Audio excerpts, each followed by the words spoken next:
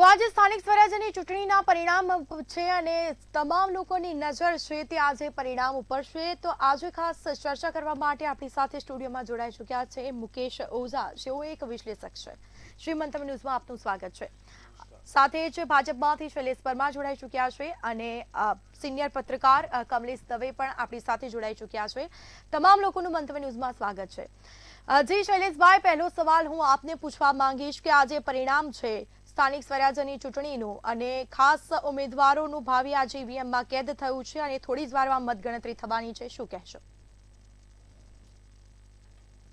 પ્રથમ તો તમામ ઉમેદવારોના ભાવિ સ્થાનિક સ્વરાજ્યની ચૂંટણી અને એના ઈવીએમમાં કેદ થયા।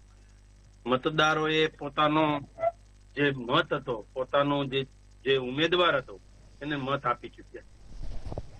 જે પ્રકારે મેં જિલ્લા પંચાયત અને તાલુકા પંચાયતમાં ગામડે ગામડે જયારે મતગણતરી હતી અને પ્રચાર પ્રસાર હતો ત્યારે પણ ગયો, એટલે જોયું તો લગભગ લોકો ના મગજમાં વિકાસ નામનો શબ્દ હતો।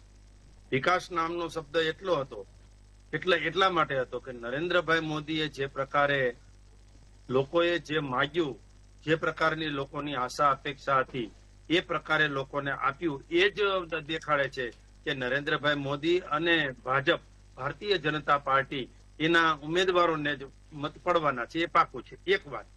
બીજું, નરેન્દ્રભાઈની મજબૂત અને નિર્ણાયક અને દૂરંદેશી નેતૃત્વ અને એમાં સરકાર ચાલી રહી છે ત્યારે લોકોએ મન બનાવી લીધું છે, કેસરીયો કરવાનો છે અને સાથે સાથે ટ્રિપલ એન્જિનની સરકાર જે છે એ બનાવવા જઈ રહ્યા છે। એટલે ટ્રિપલ એન્જિનની સરકાર એટલા માટે કે કેન્દ્ર, રાજ્ય અને સ્થાનિક સ્વરાજ્ય, અને સ્થાનિક સ્વરાજ્યમાં કોઈ અન્ય લોકો ચૂંટાય એના કરતા ભારતીય જનતા પાર્ટીના લોકો ચૂંટાય તો કોઈ ઠપકો દેવા વાળો વ્યક્તિ હોય, કોઈ હાઈકમાન્ડ હોય, કોઈ વડીલ હોય, એ વડીલ કહી શકે કે ભાઈ આ તારી ભૂલ છે, આ તમે આ ન કરો। પણ અન્ય જે પાર્ટીઓ છે એમાં કોઈ વડીલ કે કોઈ પરિવારની ભાવના કે એવું કશું છે નહીં।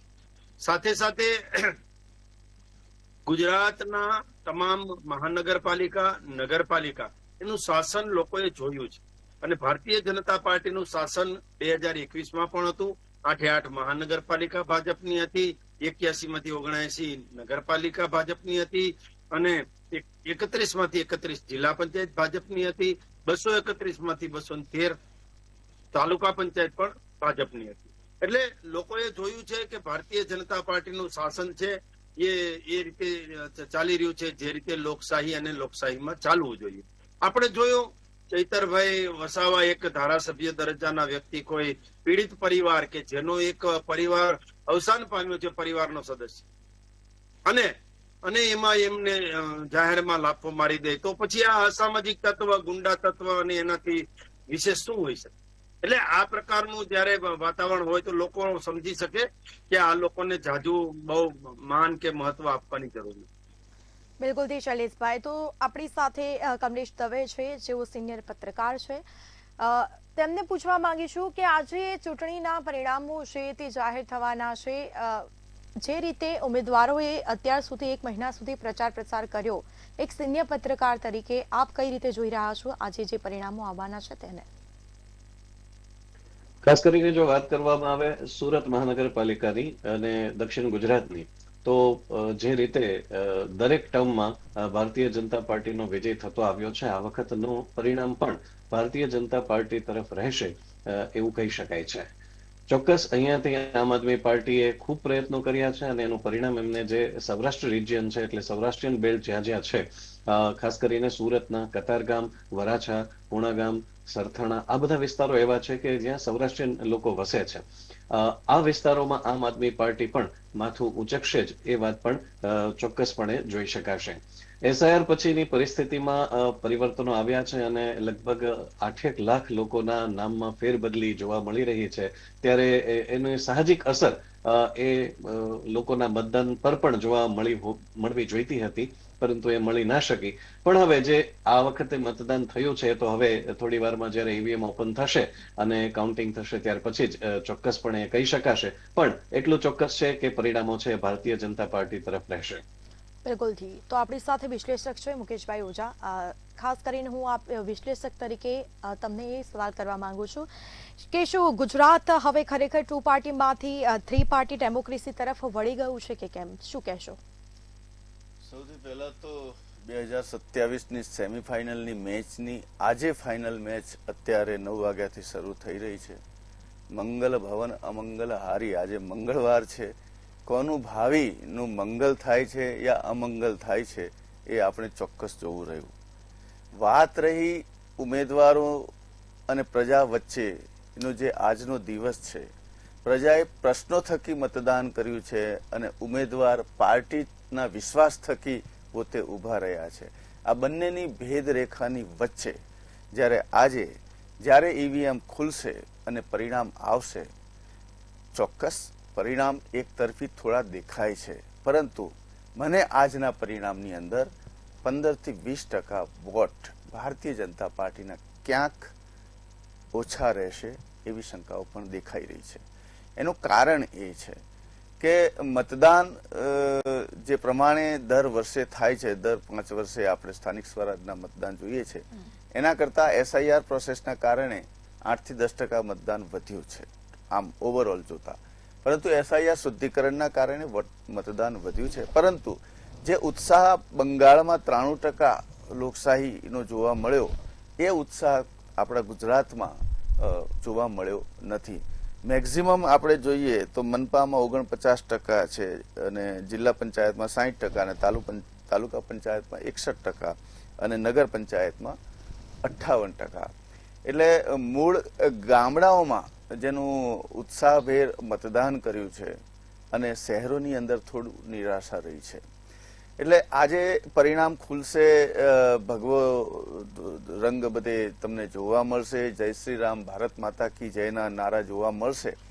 પરંતુ આ વચ્ચે મારો પ્રશ્નાર્થ એ છે કે શું આ લોકતંત્રની પદ્ધતિએ ચૂંટણી થઈ છે? મારો પ્રશ્ન એ છે કે જે નેતાઓ જે મેયર બનવાના છે, શું એ રબર સ્ટેમ્પ મેયર હશે? શું જે નેતાઓ ચૂંટાઈને જાય છે એ ખરેખર વાસ્તવિકના રૂપે પ્રજાના કામો કરશે? શું એમને રાજનીતિનો કોઈ અનુભવ છે કે ચાણક્યના કે જે શ્રેષ્ઠ નેતૃત્વની માત્ર આજ્ઞાનું પાલન કરવાનું રહેશે? તેઓ શું સેવક બનીને નગરપાલિકામાં જશે કે કોર્પોરેશનમાં જશે કે પંચાયતમાં જશે, કે તેઓ ત્યાંના એજન્ટ બનીને કામ કરશે? પ્રજા અપેક્ષા રાખે છે. પ્રજાનો અભ્યાસ હવે રાજનીતિમાં વધુ થતો રહ્યો છે, કારણ કે રાજનીતિના દરેક પ્રશ્નો, દરેક ઘટનાઓ પોતાના ઘર સુધી, પોતાના મોબાઈલ સુધી પહોંચી ચૂકી છે. જે પ્રશ્નોની ચર્ચા માત્ર આપણે રાજનીતિકની સભાઓમાં સાંભળતા હતા, જે ઘટનાઓ માત્ર આપણે અખબાર અને ટીવી માધ્યમ સુધી આપણે સાંભળતા હતા, એની જગ્યાએ હવે લોકોના ઘરમાં, લોકોના બેડરૂમ સુધી આ રાજનીતિની ચર્ચાઓ અને પક્ષની જે ઘટનાઓ છે એ પણ આજે જોવા મળી રહી છે. ચોક્કસ કહેવું પડે કે જૈનજીનો રોલ જે છે આમાં ઉત્સાહભેર કદાચ જોવા મળ્યો હશે, પરંતુ જ્યારે આ પટારા ખુલશે, કોનું મંગલ થાય છે, કોનું અમંગલ થાય છે, આમ તો આજે બારસ છે, કોનું 12મું થાય છે એ પણ આપણે કહી શકાય. પરંતુ ચોક્કસ લોકતંત્ર પર્વનો આ મહા ઉત્સવ છે અને જ્યારે એક લોકતંત્રની દિવાળી હોઈને ફટાકડા ફૂટે તો ચોક્કસ અભિનંદનને પાત્ર છે. પરંતુ ક્યાંક મેં રાજકોટ જેવા વિસ્તારમાં એવા સમાચાર પણ સાંભળ્યા છે કે જીતની રેલીની વચ્ચે ફટાકડા ફોડવા નહીં. અને માનનીય ગૃહમંત્રી શ્રી આજે સોમનાથથી બેસીને અભિષેક કરીને ભારતીય જનતા પાર્ટીના વિજય માટેની જે એમણે કૂટનીતિ બનાવેલી, એ કૂટનીતિનું પરિણામ પર મહાદેવજીના આશીર્વાદ કેવા રહે છે એ પણ જોવાનું રહ્યું.